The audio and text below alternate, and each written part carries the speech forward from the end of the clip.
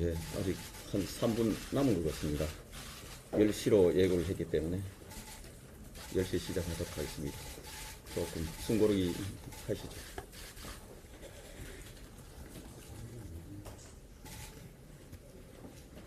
오실 분들은 언론들 되게 다 오셨나요? 다 오신 거예요.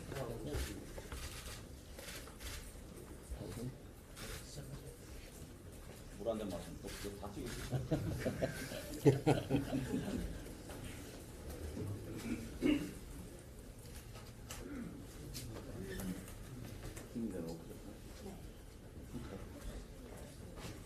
그 워크숍은 보통 반사에서 한 번씩 나뉘어요.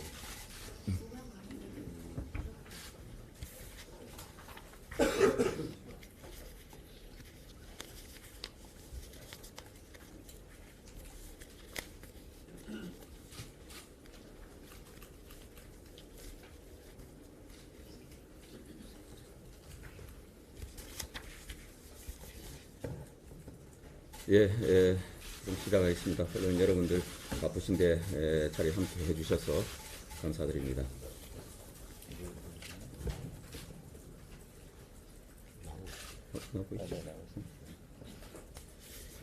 오늘은 제21대 국회의 마지막 날입니다.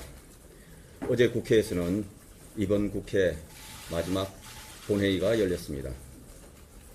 국민들께서 보시고자 했던 마지막 본회의의 모습은 국민의 삶과 직결되고 총각을 다투는 중요 법안들이 여야 합의 속에서 처리되며 국회가 운영되는 유정의 미를 거두는 그런 모습이었을 것입니다.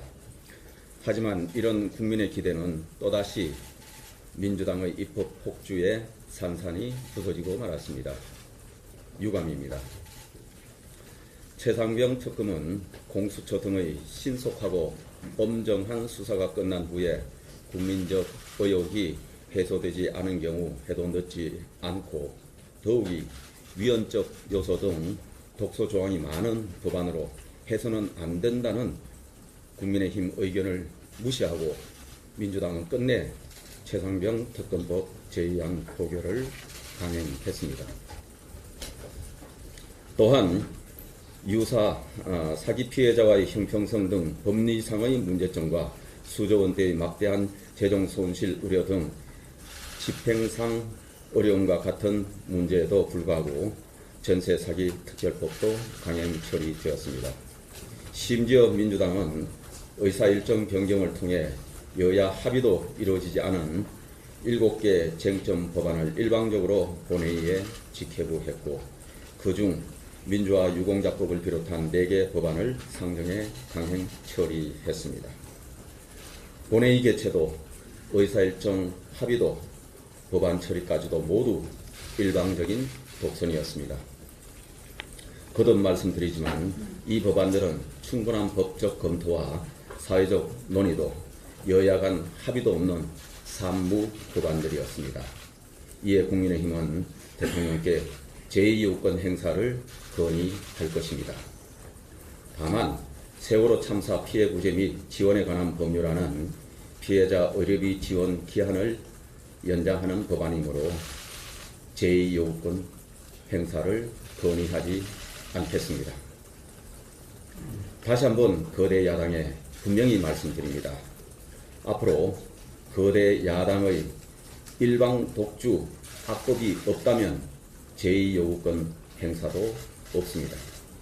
그러나 여야 간의 충분한 협의 없이 다수당의 수적 우위만 앞세워 일방적으로 강행 처리하는 법안에 대해서는 대통령의 제2요구를 강력히 건의할 수밖에 없습니다. 또한 어제와 같은 민주당의 일방적인 입법 독주와 행포는 제2당인 법사위원장을 맡아야 하는 이유를 다시 한번 극명하게 일깨워 주었습니다. 압도적 다수 의석을 가진 더욱이 자기 절제를 모르는 제1당이 법사위원장 자리까지 가져간다면 의회 독재를 막을 최소한의 방벽도 무너질 것입니다. 돌이켜보면 어제 국회는 21대 국회 전체의 축소판이었다 있다라고 할 수 있을 것입니다. 민주당은 21대 국회 내내 압도적 다수 의석을 무기로 입법 독주를 거듭했습니다. 특히 윤석열 정부가 출범한 이후에는 국회를 극한 정쟁의 무대로 만들고 특검, 국정조사, 국무위원 불신임, 탄핵 등 극단적 정치 수단을 서슴없이 휘둘렀습니다. 이러한 수단들은 예외적 상황에서 극히 신중하게 사용하여야 하지만 민주당은 이러한 신성한 입법부 권능을 민주당의 사유물인 것처럼 오용, 남용했습니다. 뿐만 아니라 의원 꺼지기를 통한 안건조정위원회의 무력화에서 보듯이 의회 민주주의를 지탱하는 여러 가지 전통과 관례를 아무렇지 않게 깨버리며 의회 민주주의를 희화화하고 형용화했습니다.